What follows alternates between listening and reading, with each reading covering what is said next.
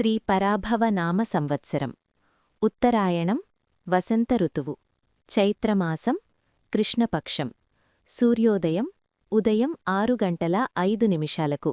సూర్యాస్తమయం సాయంత్రం 6:28 ఏకాదశి రాత్రి 1:05 వరకు తర్వాత ద్వాదశి సంస్కృతవారం ఇందువాసరః నక్షత్రం ధనిష్ఠ మధ్యాహ్నం 3:49 వరకు తరువాత శతభిష వర్జం రాత్రి 11:16 నుండి రాత్రి 12:52 వరకు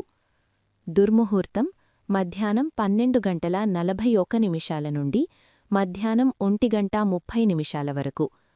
మధ్యాహ్నం 3:09 నుండి మధ్యాహ్నం 3:59 వరకు రాహుకాలం ఉదయం 7:38 నుండి ఉదయం 9:11 వరకు